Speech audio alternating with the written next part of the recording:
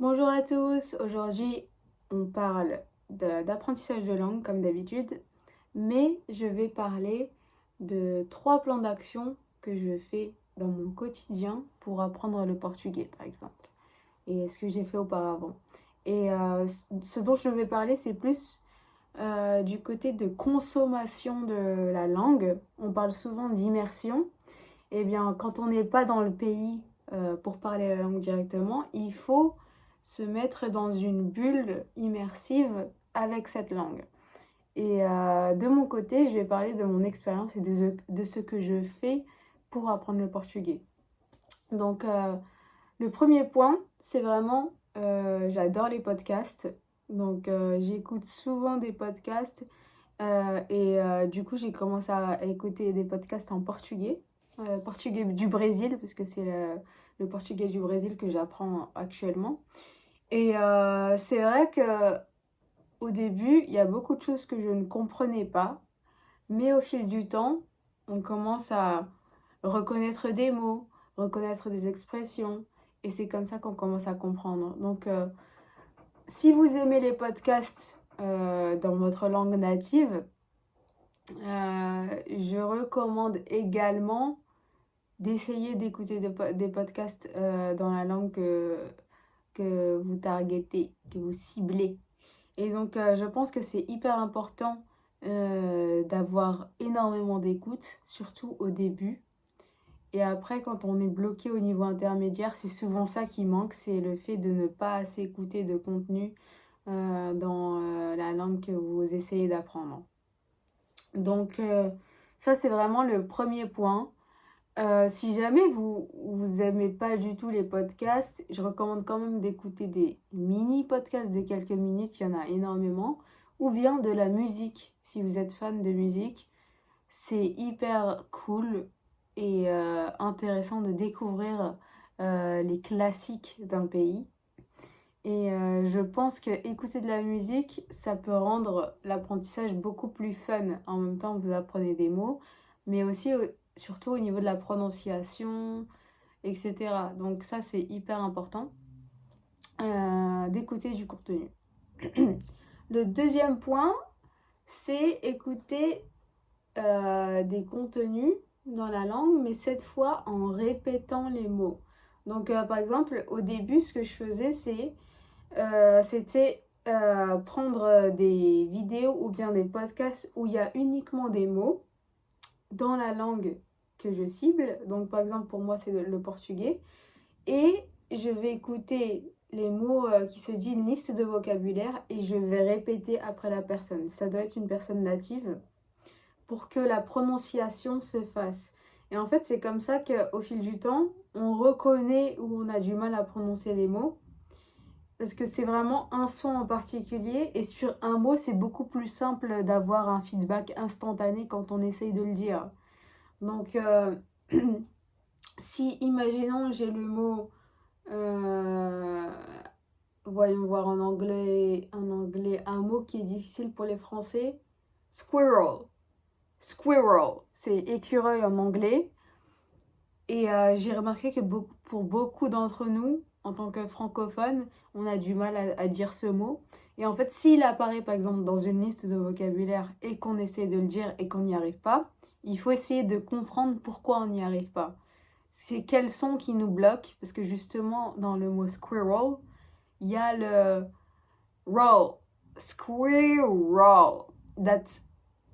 On n'a pas la prononciation là dans la langue française.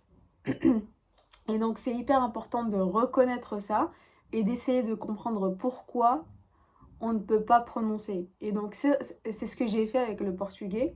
Il y avait des mots où j'avais du mal et du coup j'ai regardé, ah ok, là pourquoi je n'y arrive pas, c'est parce que ta ta ta ta ta.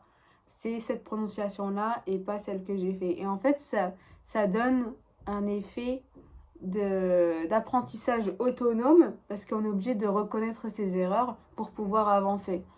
Et donc, je pense que c'est hyper utile de commencer par une liste de vocabulaire. Il y a énormément de contenu en ligne où des personnes disent des mots dans une langue, surtout pour les débutants. Et en fait, en faisant ça de plus en plus, on peut apprendre à bien prononcer les mots. Et après, au bout d'un moment, on fait ça avec des phrases.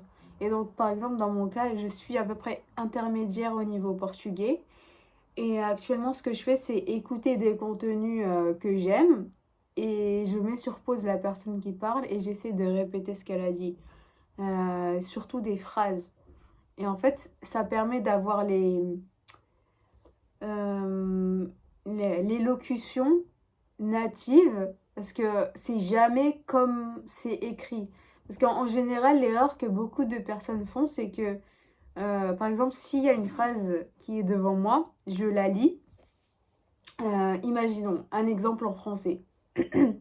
Je sais pas. Les personnes qui apprennent le français vont se dire, ok, ça se prononce je sais pas. On coupe les mots. Sauf que vous savez très bien que dans des podcasts ou bien quand on parle à un ami, etc., le langage familier, ça, on va pas dire je sais pas. Enfin, si on va aller beaucoup plus rapidement, on va dire je sais pas. Je sais pas. Je sais pas. Je sais pas. C-H-E-P-A. Et en fait, il y a énormément de choses comme ça dans la langue que vous ciblez également. Et donc, il faut savoir reconnaître ceci dans l'écoute. Et donc, c'est pour ça que le point 1 est hyper important d'écouter des podcasts. Parce que ce sera jamais hyper articulé comme on le voit dans les livres vraiment pour apprendre les langues, etc. Parce qu'il n'y a pas ce langage oral qui est transmis avec les livres que nous avons dans les podcasts parce que c'est naturellement comment les gens parlent. Donc ça, c'est hyper important. Et ensuite, le dernier point, c'est les commentaires. Alors là, ça c'est le Joker, ça c'est ce que j'adore. C'est par exemple dans mon cas, j'adore regarder YouTube. YouTube, c'est ma plateforme préférée pour voir des contenus, peu importe la langue. Et donc, dans le cas du portugais, j'ai un compte séparé de Gmail qui est dédié uniquement à l'apprentissage des langues. Et ça me permet d'avoir un compte séparé pour pas détruire mon algorithme principal sur mon compte en fait. Et donc, en ayant un compte uniquement pour les langues, je peux regarder uniquement des contenus par rapport à cette langue. Donc, dans ce cas, dans le cas actuel, mon deuxième compte, c'est pour le portugais. Et donc, j'ai commencé à rechercher des vidéos par rapport à ce que j'aime, mes hobbies, en portugais. Par exemple, j'adore regarder des animés et je vais regarder des analyses de personnages en portugais ou bien différents podcasts, du développement, comment apprendre à jouer de la guitare, mais cette fois, je regarde des contenus en portugais, ce genre de choses. Et en fait, en trouvant ce genre de vidéos, déjà, on a plus de fun, on apprend à écouter, même si on ne comprend pas tout. Et le meilleur pour la fin, les commentaires, les gars, les commentaires. C'est hyper important. Et en fait, c'est là où on voit comment les gens écrivent, comment les gens partagent ce qu'ils pensent sur un sujet que vous aimez. Donc ça, j'adore parce que c'est là où on découvre les mots familiers, les slangs, comme on dit. Et après, du coup, moi, je regarde ce qui se dit. Des fois, je me marre beaucoup parce que c'est trop marrant, les commentaires. C'est le meilleur. Que ce soit sur YouTube ou bien sur Instagram, quand vous regardez des contenus dans la langue que vous ciblez, les commentaires, c'est toujours le meilleur. Peu importe le pays. Et en fait, faire ça directement sous les vidéos de YouTube, c'est juste génial parce que ça vous permet d'apprendre du vocabulaire, d'apprendre des expressions et en même temps, c'est comment les gens parlent au quotidien. Donc voici mes 3 tips pour apprendre une langue. Ça, c'est ce que je fais vraiment dans mon quotidien et ça aide énormément. Donc, je recommande. Merci d'avoir écouté.